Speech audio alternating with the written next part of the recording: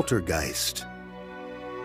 The word conjures up images of satanic demons and mischievous ghosts. For thousands of years, people have told tales of such spirits. But what exactly is a poltergeist? Is it a ghost? Or is it the manifestation of a living person's psychic energy? Those who say they have encountered poltergeists find the answers elusive and the questions haunting. Stories span from a quaint New England inn to a farm in the mountains of Oregon, where poltergeists captivate witnesses with noisy disturbances and physical activity. Patrons of a country music bar in Kentucky wonder if poltergeists are malevolent forces influenced by murder. While a scientist refuses to let fear stand between him and the true origins of poltergeist activity. Perhaps there are earthly explanations for poltergeist events, but to those who have witnessed these unnerving phenomena, they remain strange, sometimes terrifying, and completely unexplained.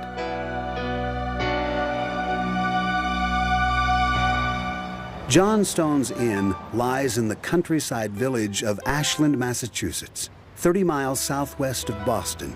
It appears to be home to poltergeists, noises and movements that some think are caused by ghosts. It was here in March of 1976 that Robin Hicks' view of the world changed forever. The inn's attic used to contain apartments where Robin spent nights with his wife. On this night, they heard strange noises. And it was a little girl bouncing a ball. La, la, la, la, la, la, la, la, la, la, brrr, down the hall. And I ran out the door and down the stairs and all around the building and checked every door, and it was closed. A couple of days later, a friend of mine who was walking by said, is your niece here the other night? And I said, no, why? He said, well, I saw a little girl looking out your window. Robin's was not the only account of the mysterious appearance of a little girl. They used to talk about the little girl who danced, and you'd come in the morning, and it's an old building, so you'd hear things, and you'd think, you know, it's creaking. I mean, normally that's what you would think. Well, this one day, it wasn't creaking. I don't think so. It was like really tip, tip, tip, tip, tip, like that. You'd listen and you'd say, what is that? I guess it was a little girl dancing upstairs. The inn's owner at the time was beginning renovations. He noticed that doors, locked the night before, were found open the next morning. And lights, turned off, were later seen blazing in the dark. His staff was also encountering strange forces. One night after a busy night, all the waitresses were sitting around a table, and I was with them, and they were counting their tips and getting ready to go home. And the floors in the inn creak quite readily, especially when it's real quiet. You can hear it, and so when someone walks by you, you can hear the creak, and you get a little breeze that goes by. And we had that experience, but there was no one else in the restaurant but us. And they quickly gathered up their money and left that night. The staff at Johnstone's Inn began sharing their eerie stories of portentous encounters. My car was parked over there where that truck is parked. And I walked this way, and I glanced back up at the building just to see if there was anybody around. And I looked up at the window on the left-hand side, and I saw that greenish-white ball of light.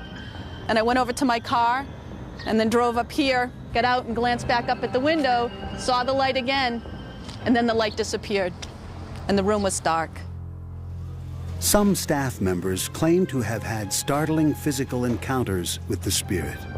Kitchen workers were relaxing one night when an unseen force startled them by levitating a pack of cigarettes and propelling it across the table. Similar stories of playful poltergeists began to flourish. Stories of lively forces mischievously pushing waitstaff in the basement, of the sounds of footsteps, of extinguished candles inexplicably relighting, and of the incessant strange apparitions.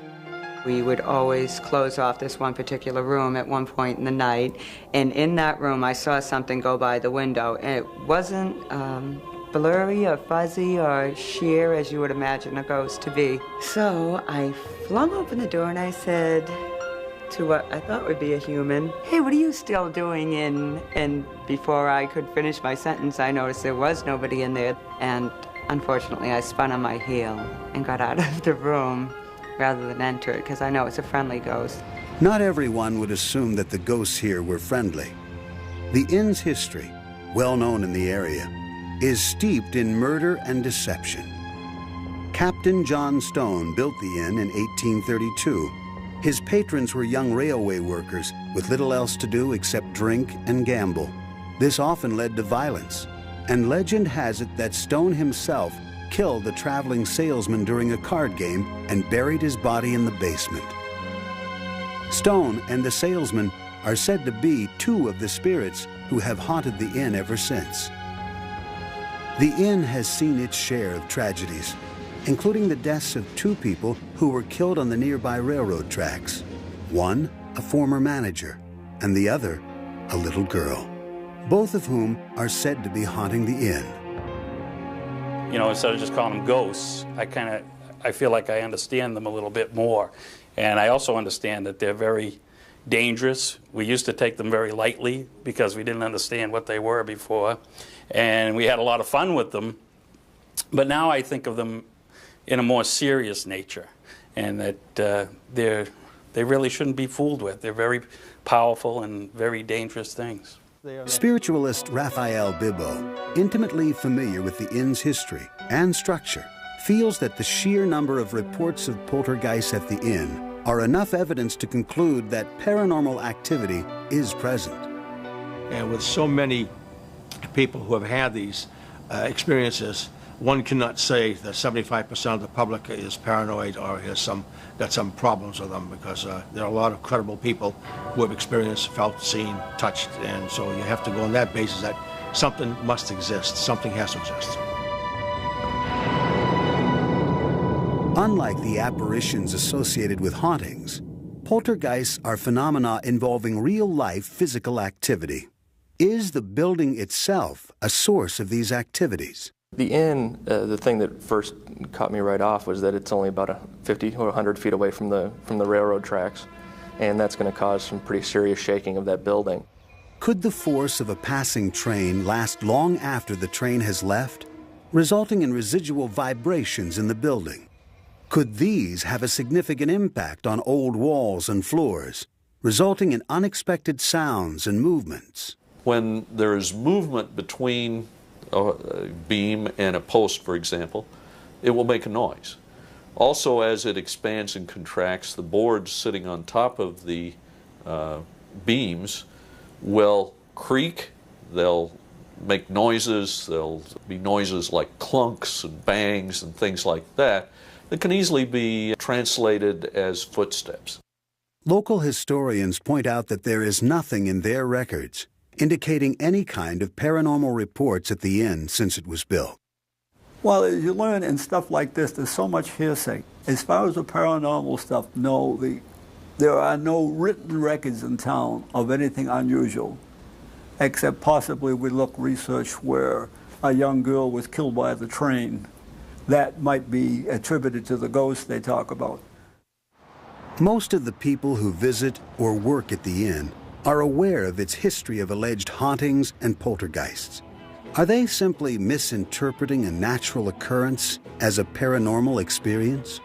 When you do a magic trick, there is the way the trick goes in real life, and then there is the way that the people remember it. So when they remember something, it's much better than it ever was when it was performed. And it's the same type of thing, I believe, with sightings and paranormal activity like that. If you're in a receptive state of mind already to begin with, you will believe it. You will look for things and make connections that may or may not be there. Whether the poltergeists are real or not, one thing is certain. As long as the walls of John Stone's inn stand, the stories will never die. Many experts on paranormal events agree that children and adolescents can be magnets for poltergeist activity. Are children lightning rods for the paranormal? Frank and Jackie Walker raised their daughters Tara and Devin in a farmhouse in the Oregon mountains. The Walkers' home, nestled in Kings Valley, lies on property once owned by its namesake, Isaac King, who was found shot to death in his barn in 1866. And there are 3 stories. One, the newspaper announced that he'd shot himself. But then another one said, well, no, it was an accident. And then the third one is that he was murdered by members of his family. No one knows. No one will ever know. Well-known local legend has it that King's ghost haunts the property on which the Walkers now live. As soon as they moved in, Tara and Devin immediately felt they were not alone in their new home. They sensed something immediately when we moved in. I remember Tara and Devin, Tara first, telling me that she heard things. She heard footsteps. And I just said, well, it's an older house. We had a new home before, and this is an older home, and there are noises that are unexplainable sometimes in older homes. But she said, Mom, I think there's somebody here because I hear footsteps. Devin, 7 years old at the time, told her parents that she also sensed an unknown presence. I just felt like someone was always watching me, and I just noticed that doors were shutting, no one was there, things were creaking in the hall. It was just kind of spooky, and then all these other things started happening, and I just felt that there was something there. Her older sister, Tara, observed several strange events that led her to believe she and her family were surrounded by spirits.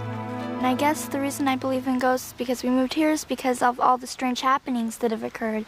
Doors slamming when no one's there, voices in the hallway when no one's there, footsteps when no one's there, stuff like that. Frank and Jackie dismissed these tales, concluding their daughters were anxious about their new surroundings. Then, one night, the parents experienced something unusual. During a dinner party, a guest uttered the word ghost. The TV came on, the water faucet started up in the kitchen full blast, and the cat food container was dumped in the middle of the utility room floor. We talked about it later, Frank and I, and we decided that we'd better listen to our children. The disruption seemed to be the work of an intelligent force with its own agenda. I remember my mom, she was getting mad at us because we were fighting over something. I can't remember what it was. We were fighting over the TV control or something. My mom said, go to your room, and when I went there, the door was locked to my room. The hinges were inside the door. There's no way anybody else locked it. My dad wasn't home. The mischievous actions of the poltergeist seemed to reveal a prankish sense of humor.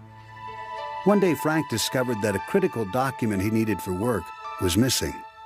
The Walkers searched the home and office frantically until it turned up in a very unlikely spot. It was stacked underneath 2 other boxes, and lo and behold, the report was on the top of that box. And none of us had taken it over there. The girls have their own separate drawing area. There's no way they could have lifted the heavier boxes and inserted it. I had some angry words at that point. I asked the spirit to please leave us alone and stop hiding things. I actually just came out and said, whatever you are, please stop it. Frank's outburst appears to have transformed the poltergeist activity from mischievous to helpful. Suddenly, it was opening the gate at the farm's entrance for approaching cars and unlatching deadbolt locks on doors for Frank when he had forgotten his keys. And he asked my mom and my sister and me if we had opened it, and we said no. So we hope it's the ghost who answered it. We think it is.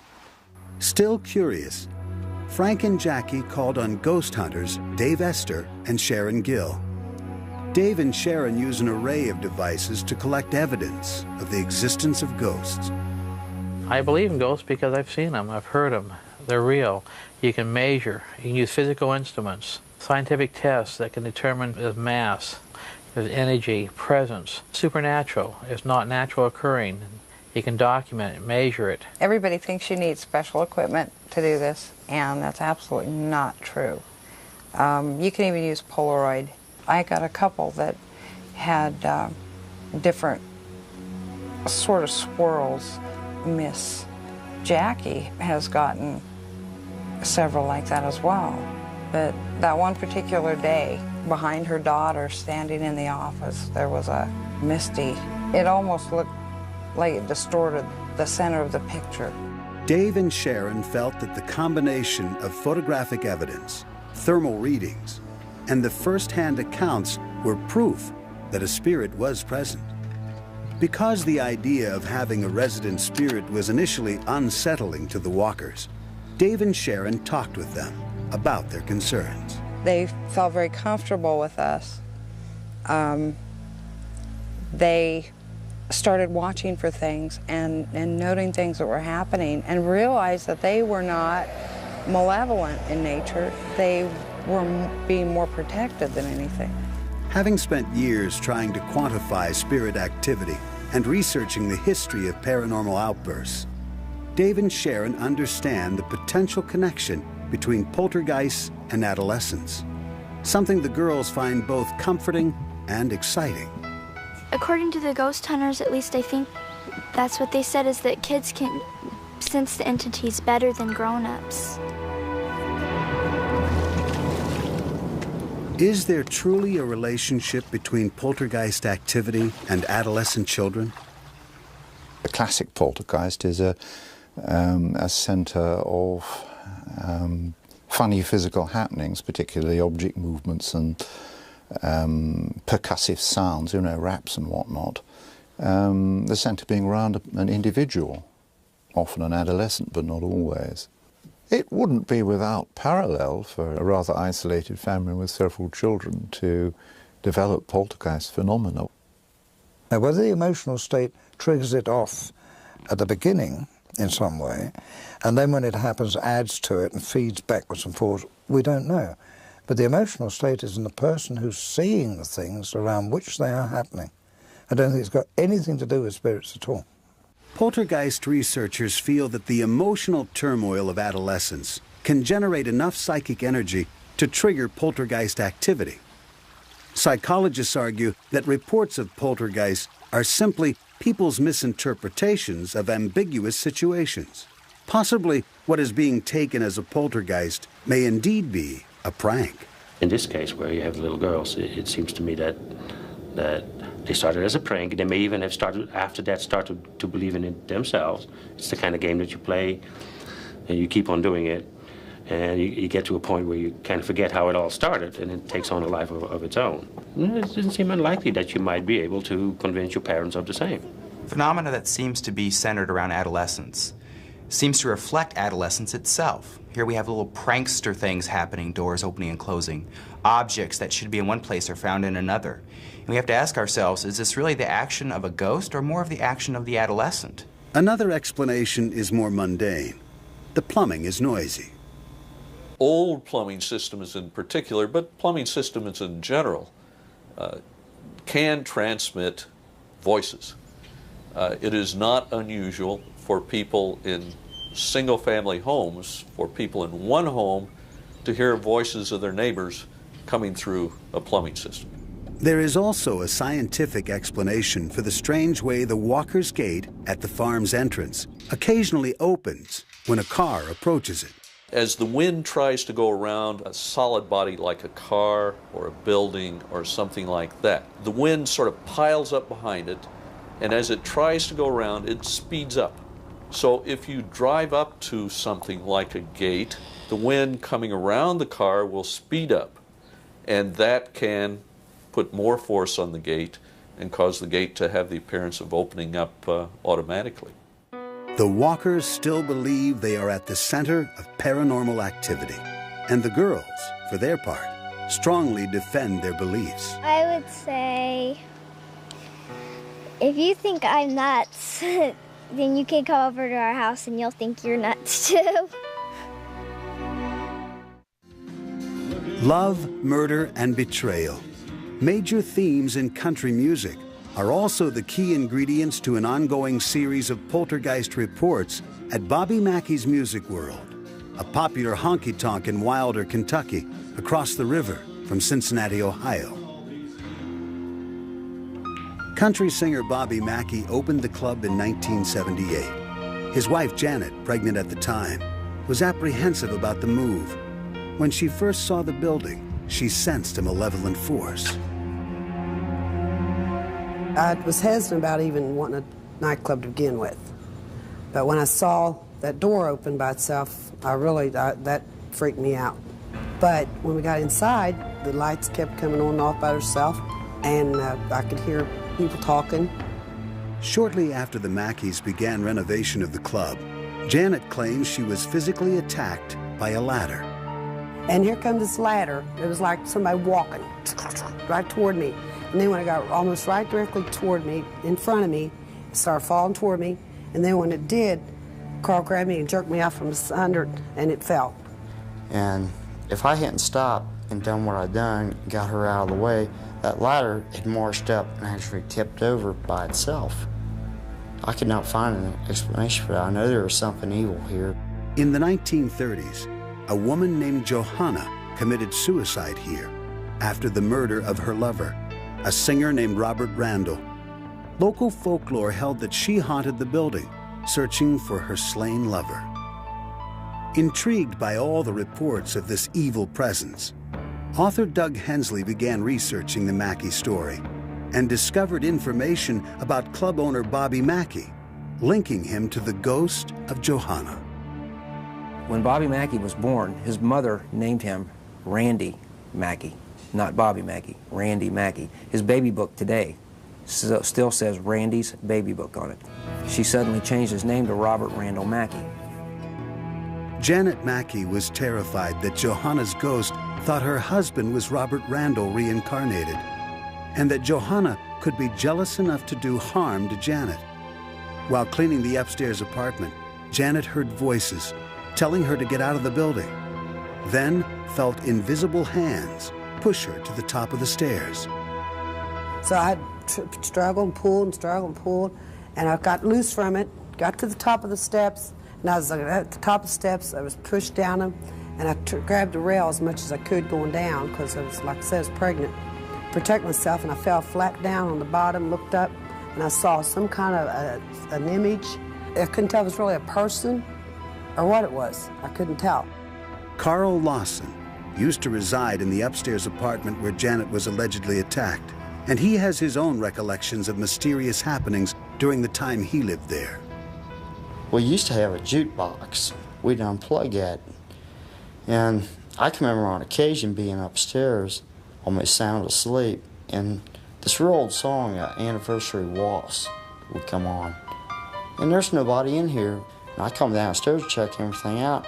The jukebox was unplugged, but I know what I heard upstairs. Anniversary Waltz. It was always that same song.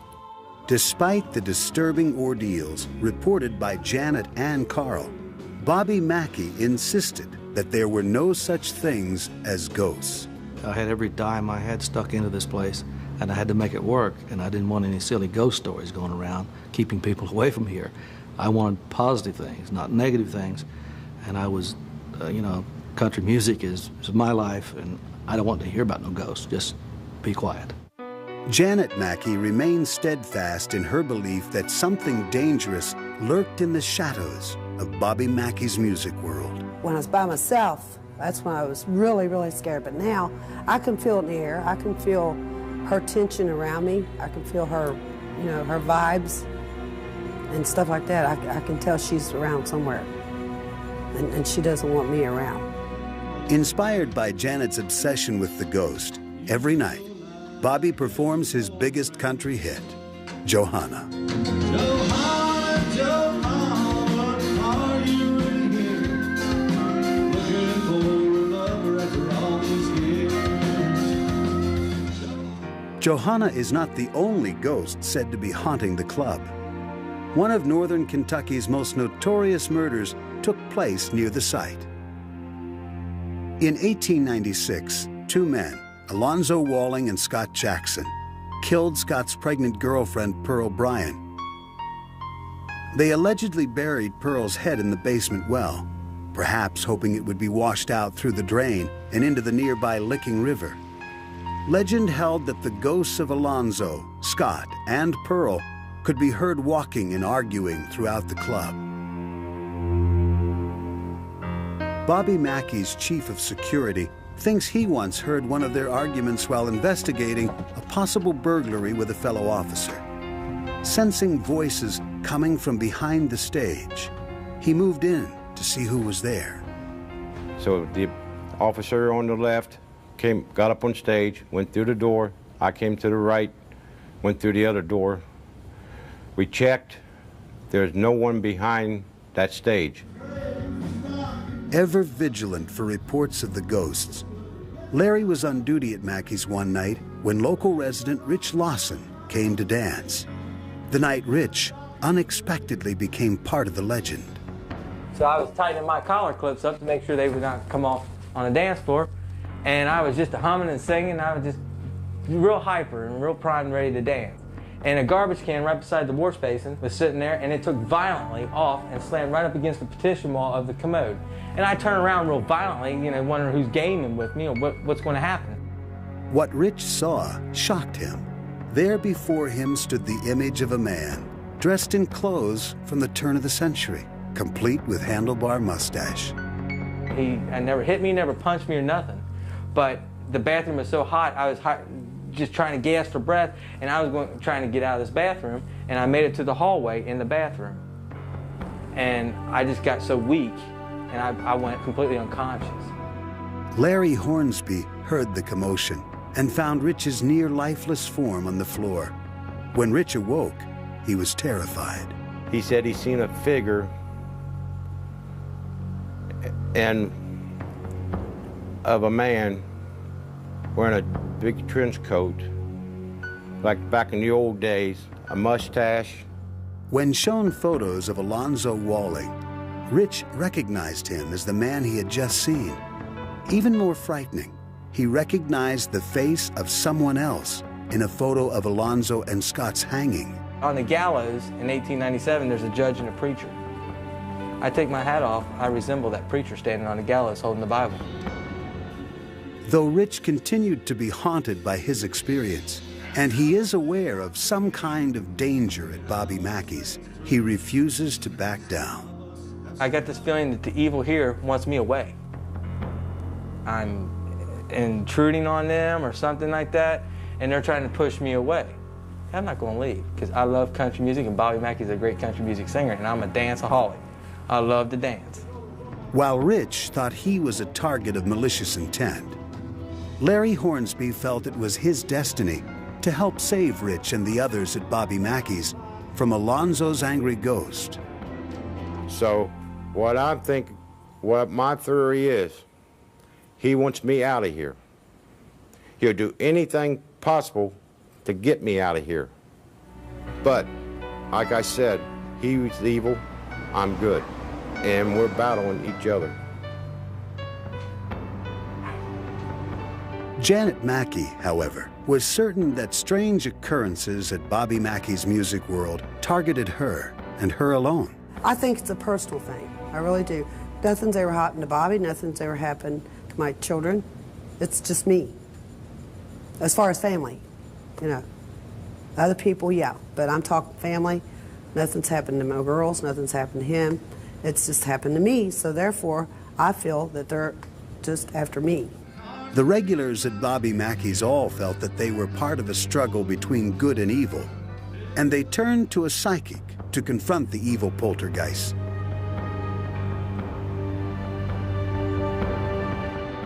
When confronted by poltergeist activity, most people feel helpless and misunderstood. For people at Bobby Mackey's Music World in Wilder, Kentucky, the battle had become intensely personal, and they turned to a psychic for help. I was born with psychic abilities and with the gift of healing. I have clairvoyance, which means that I can see visions or images, and I can hear spirit talking to me, which is clairaudience. Bodine claims to have established contact with 4 major ghosts: the 2 pregnant women, Johanna and Pearl Bryant, and Pearl's killers, Alonzo Walling and Scott Jackson. Echo's first visit was particularly unnerving for Janet Mackey. We were sitting in the casino room, which is now the bull room, and she looked at me and she goes, I see Johanna behind you. And I thought I would die. I said, now you gotta be kidding me, right? No. She's standing right behind you. 3 years after that terrifying first visit, Echo is still able to converse with the ghosts at Bobby Mackey's. We're going to go talk to Scott and Pearl, see if they'll go too. And even if they don't, I think you should just let Alonzo take you by the hand and take you over to the other side with him, okay?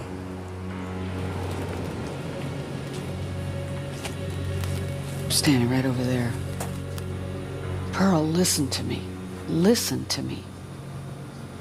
Nope, she won't.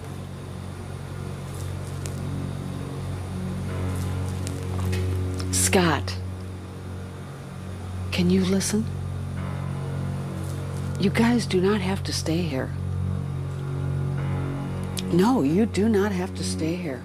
After these conversations, Echo is drawn to the basement well, which according to local legend is a portal to hell. You want to say there was weird things that happened in here to people, women. Not very good things. A lot of real crazy thinking. A lot of crazy behavior went on in here. I believe that's like a vortex.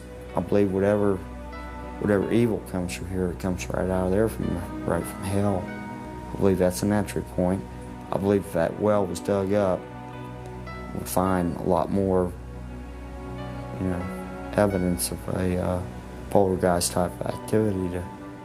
In an effort to relieve the worried minds of the Mackey owners and patrons, Echo tried to convince the ghost to leave.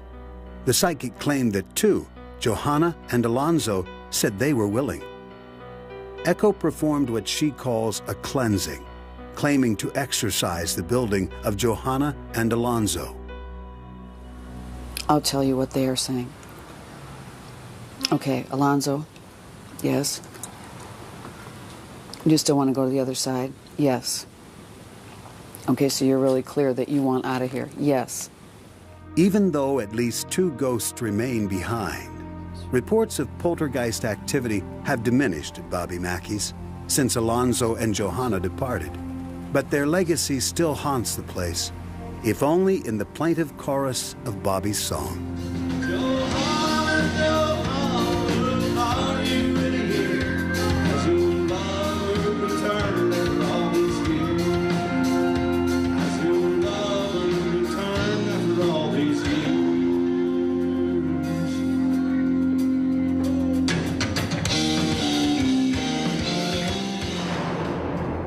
What do the people who report poltergeists at Bobby Mackey's have in common?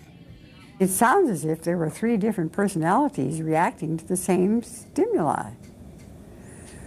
They each had a different agenda, but they were all in a mental state to attract poltergeist activity. Most people do not realize how powerful their emotions are.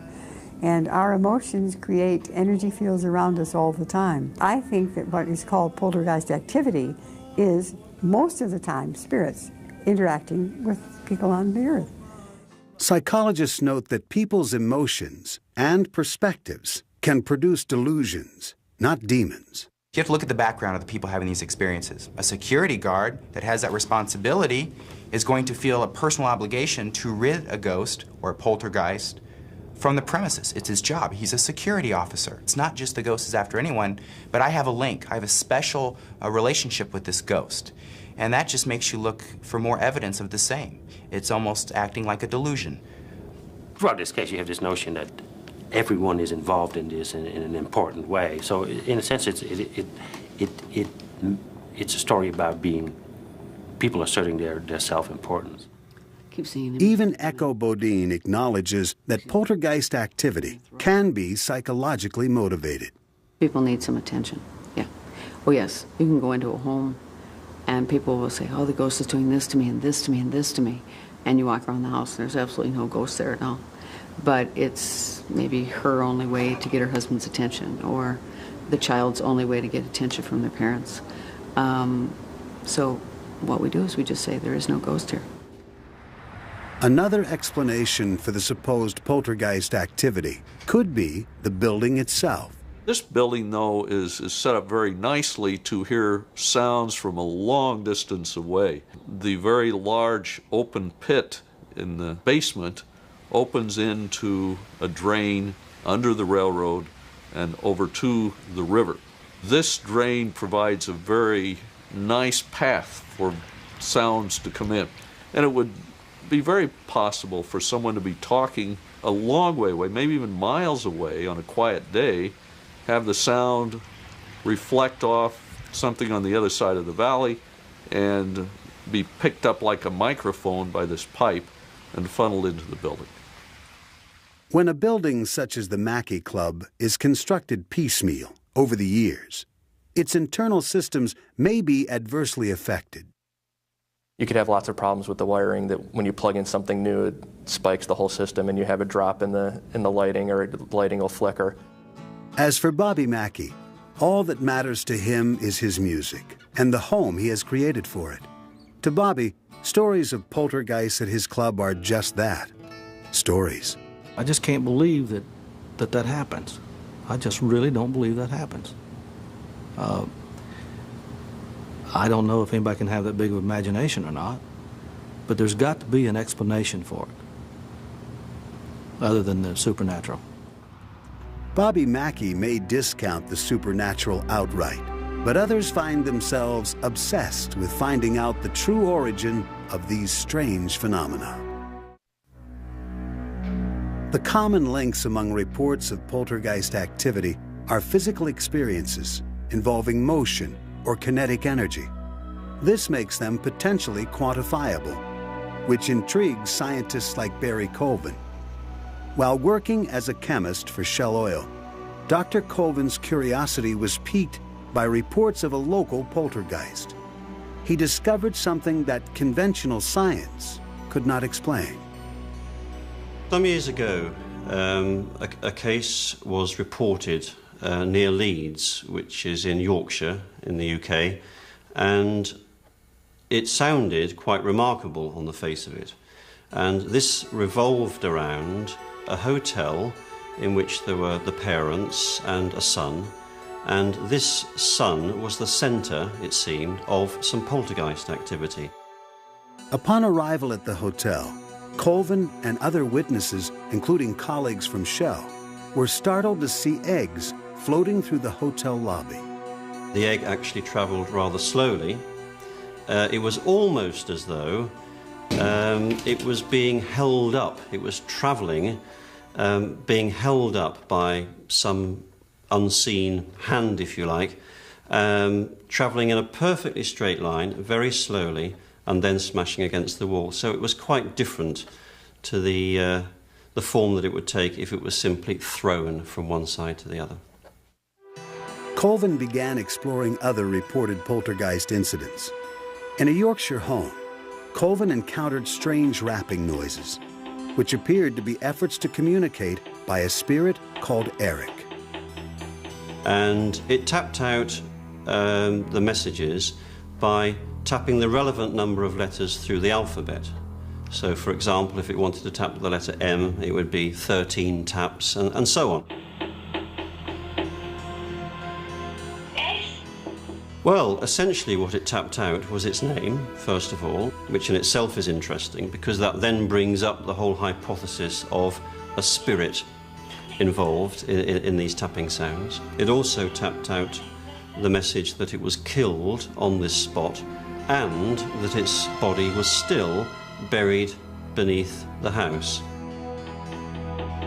Though denied a permit to dig for the body, Dr. Colvin was nevertheless convinced there was a poltergeist, because Eric's rappings were strongly linked to the presence of one specific living person. We never, I think it's fair to say, we never had any activity at all from Eric when the girl was not present. Either Eric was a person and he is using the focus of this young girl to make himself known, is one interpretation. The other interpretation would be that since the force is objective and one cannot argue with that, that here we have a force which may be generated in the mind of possibly the girl, the mother, the two of them together, and simply they are generating a story of Eric for some unknown psychological reason. Colvin has just begun to scratch the surface, but to him, science must clearly broaden its boundaries to describe physical forces that are now beyond its understanding. Psychologists Alan Gould and Tony Cornell agree that the witnesses, or as they call them, agents, have a strong role in the type of interaction with the poltergeists. There have been one or two poltergeists in which there have been communicative rappings, and the raps have spelled out all sorts of messages as from mysterious entities. And they've actually made the same spelling mistakes that the person around whom the thing's centre makes. So clearly the intelligence was the intelligence of the poltergeist agent.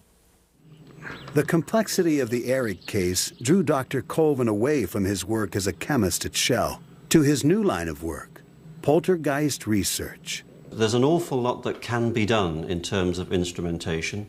I am myself getting very involved in modern, very up-to-date equipment, which I believe may well lead us down the path to scientifically explaining what is going on.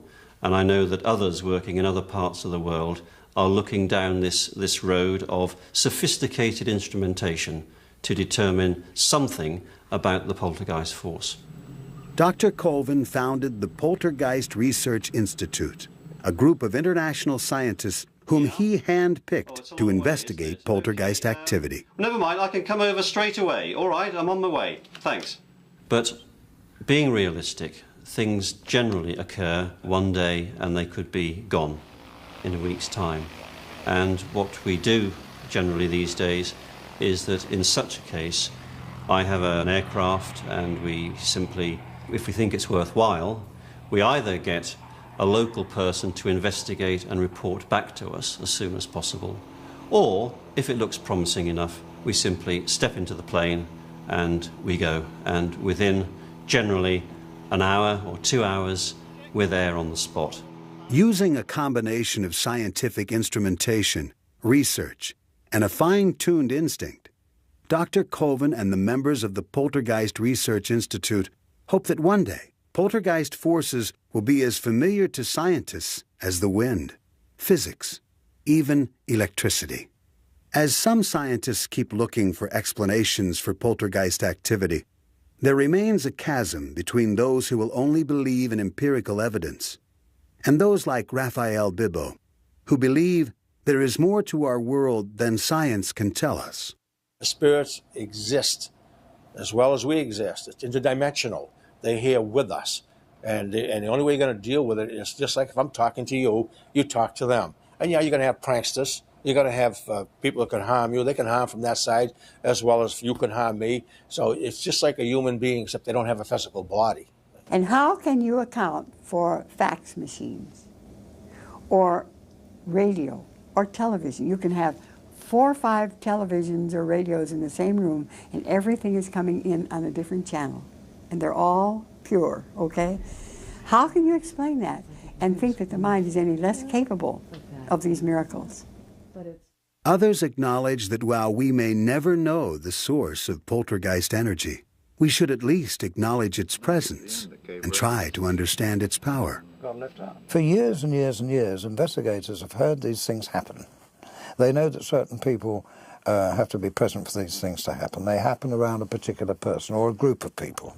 But I think we've got to concentrate on the person around which these things happen if we're going to get the answer. If we're going to get the answer. So far, we've got nothing. In the end, the way we perceive poltergeists will ultimately be determined by how we use our own minds to perceive ourselves and our environment. The most powerful tool in misdirection is the spectator's mind, because if the correct suggestions are given, their mind will take those suggestions and believe anything that is related to them. Paranormal experiences, including poltergeists, are a normal part of the human condition. They reflect who we are, they reflect our wishes, Sometimes those wishes aren't always positive. They don't reflect our beliefs, which aren't always positive. They reflect our relationships with other people. When we are all said and done, poltergeists are genuine experiences, but they're a psychological phenomena rather than a parapsychological one. Is it possible that we do not yet understand the capabilities of our own untapped energies? As psychics and scientists alike grapple with the mystery of poltergeists, the real answers may lie hidden in the recesses of the minds of those who have met them, and there they will remain, unexplained.